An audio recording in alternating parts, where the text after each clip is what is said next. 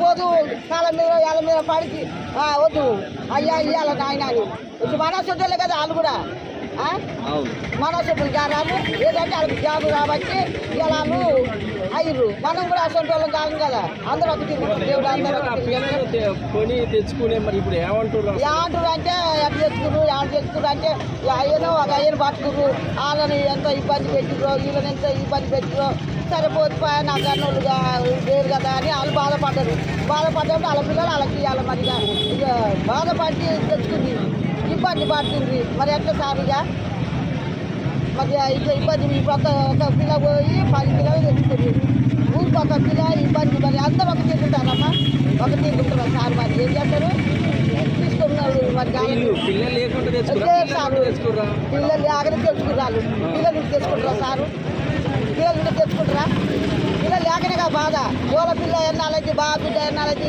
వాటి కొడుకు ఎన్నాలైతాడు ఈ బాగా కొడుకు ఎన్నాలైతే కానీ బాధ ఉండదు ఆ సారు వాళ్ళకైనా బాధే ఉంటుంది అట్లనే తెచ్చుకున్నారు ఇప్పుడు నాకు ఇంత 10 గుంటలు 10 గుంటలు వాళ్ళకైతే మమ్మల్ని చూస్తారా అనేది బాధ మరి ఎంత పెట్టి తెచ్చింది మనకి వాళ్ళకి తెలుసున్నారు మనకే తెలుసు సార్ వాళ్ళు ఇచ్చిర్రు ఏ సంగతో వాళ్ళు మరి ఎట్లా వచ్చిర్రో ఏం సంగతో మనకి అంటే అది చెప్తారా సారు ఏంటంటే అయ్యో మా ఇంటి దగ్గర పిల్లగానికి లేరు కానీ అప్పళ్ళకి ఇల్లు దక్కింది దగ్గర అన్నట్టుందని ఆ పిల్లగాడు కూడా బాధపడ్డాడు చాలా కష్టాలు పడ్డాడు ఇక ఆ దేవుడు గుర్తు వచ్చింది ఇక ఆ పిల్లగాని గుర్తు వచ్చాడు నాకు తెలియదు సార్ ఆ ఇంటి వచ్చిన సంగతి నాకు తెలియదు సార్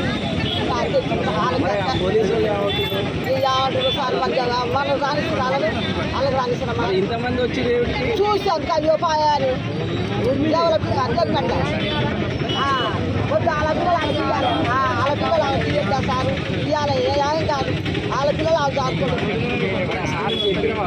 నేను పోతే చెప్తావా దండం పెడతా కాలు పెడతా సార్ మీద కాళ్ళ మీద పడతావా దండం పెడతా కాలు మొక్తా అయ్యా వాళ్ళు యాడ తెచ్చుకున్నారు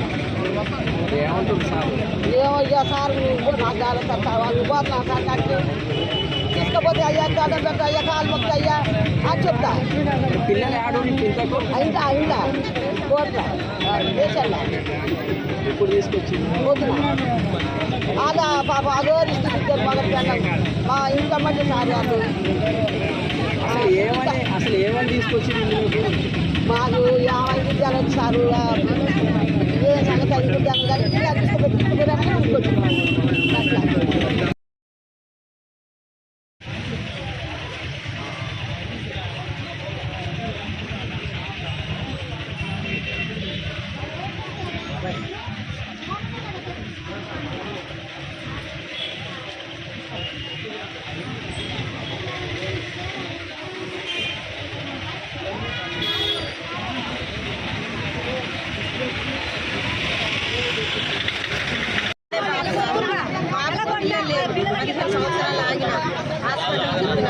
కొంచెం డౌట్ ఉందమ్మా మరి ఏదైంది మీరు చెప్పలేమన్నా సార్ అయితే నాకు ఒక్కడే కాబట్టి నాకేందంటే అయ్యో నేను కూడా నానమ్మలు కావాలనే కోరిక ఉంది సార్ తప్పులు తెచ్చిపోతే నేను ఈ కోరికతో మిగిలిపోతున్నా ఎంత కష్టపడ్డా సార్ నేను పడి సరే నా కొడుకు నా కోడలు ఒప్పుకురు ముగ్గురం కలిసి అనుకున్నాం సరే తీసుకొచ్చుకున్నాం అన్న సార్ కోడలు ఇట్లనే మధ్యవర్తుల ద్వారా తెలిసింది పోయినాం 3 లక్షలన్నర ఇచ్చినాం పాపను తెచ్చుకున్నాం పాప కూడా మంచిగా ఉంది సార్ అసలు ఇంత కూడా అనారోగ్యం అనేది లేదు ఏటకు తెచ్చిన కాచి కూడా బాగుంది ఇప్పుడు 3వ సంవత్సరం సార్ పాపకు ఈరోజు మరి ఎట్లా ఎవరి ద్వారా తెలిసిందో వచ్చి పాప వాళ్ళ అమ్మమ్మ వాళ్ళ ఇంటికాడ ఉంటే తీసుకొద్దాం అని పోలీసులు నన్ను తీసుకుపోయి పాపను తీసుకొచ్చి సార్ రాగానే స్టేషన్ తీసింది సార్.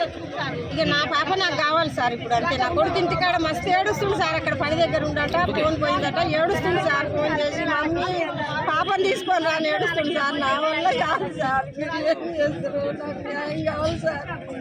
నేను పాపను ఏదిగా నాకు ఇల్లు ఉంది సార్, ఫ్లాట్ తీసుకున్నా సార్. ఇప్పుడు రాసిమన్నా పాప పేరు మీద నేను రాసిస్తాను.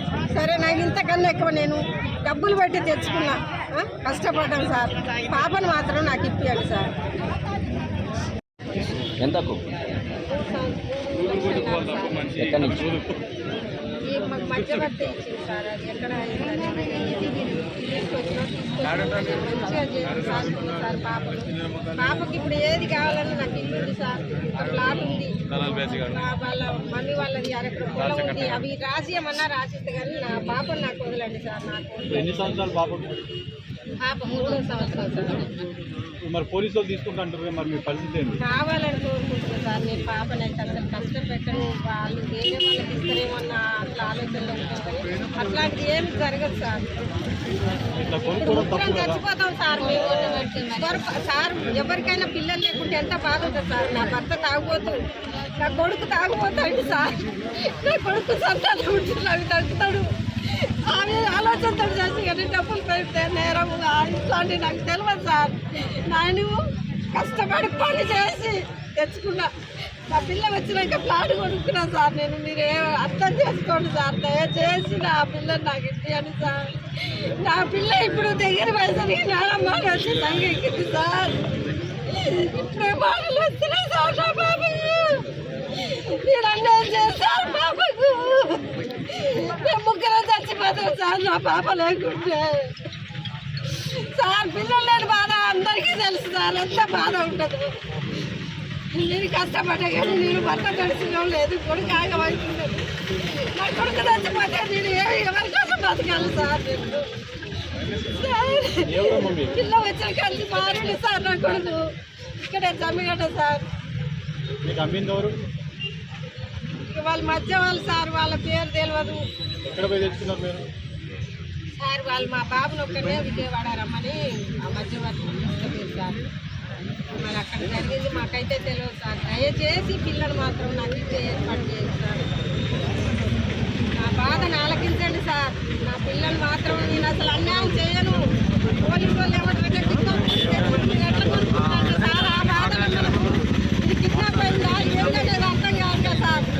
దొరికిందంటే బంగారం అనుకున్నా కానీ ఇట్లా జరుగుతుంది నేను అనుకోలేదు సార్. అసలు అయిన వాళ్ళ పిల్లలు తెచ్చుకుంటుంటే మా ఇంటి దగ్గర మళ్ళీ వాళ్ళు తీసుకెళ్తారు సార్. తెలిసిన పిల్లలు తెస్తే తీసుకుపోతారు. ఇట్లా అయితే నాకు ఇంటి నిలబడుతుంది, నా కొడుకు మంచిగా అవుతాడని నేను ప్లాన్ చేసి తెచ్చుకుంటాను సార్. నా కొడుకుని కోడలు ఇష్టం అయ్యి ముగ్గురం అనుకొని సరేలే మన అదృష్టం ఇంతే ఉందేమని తెచ్చుకున్నాను సార్. మేము ఇంత ఘోరం జరుగుతుంది, నా పిల్లని ఇట్లా తీసుకుపోతారని నేను అనుకోలేదు సార్. అసలు దయచేసి నా పిల్లలు నాకు ఇచ్చేయండి సార్.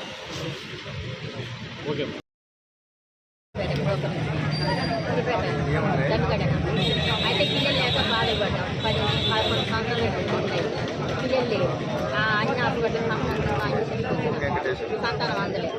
అనుకుంటే నీ అసలు నాకు పిల్లలు తీసుకొని సాగుకునే సంతానం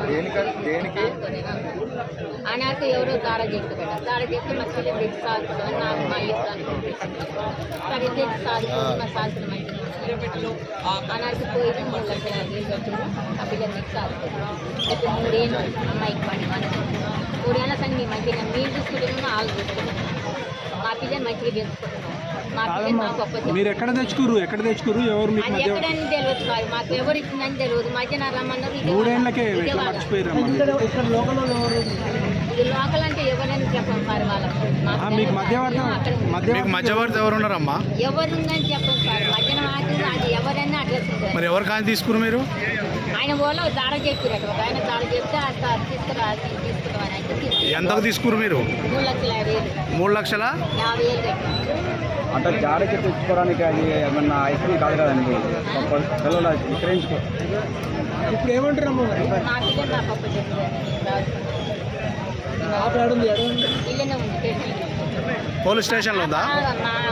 మా ఇంటికి వచ్చింది అక్కడికి. ఇప్పుడు మరి ఆ పాపను కోల్పోయిన తల్లిదండ్రులు కూడా అడుగుతారు కదా, మా పాప మేము కన్న పాప అని, మరి వాళ్ళకేం చెప్పాలి? మరి వాళ్ళకేం చెప్పాలంటే సార్, మరి మాకేమనుకో సార్, వాళ్ళే అనుకుంటున్నాం, మీ తల్లిదండ్రులు వాళ్ళే అనుకుని ఇచ్చినాం కదా సార్.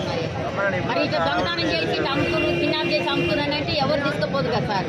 ఇది మొదటి నుంచి ఇచ్చే జరుగుతుంటే నిజమైన మరి మీరు మధ్యవర్తులు చెప్తున్నాయి కదా ఎవరు చేసి. మరి మధ్యవర్తంగా ఆయన ఎవరో సంగతి మనకేం తెలుసు సార్. రేపు మనకేమేసుకోవడం చెప్తుంది.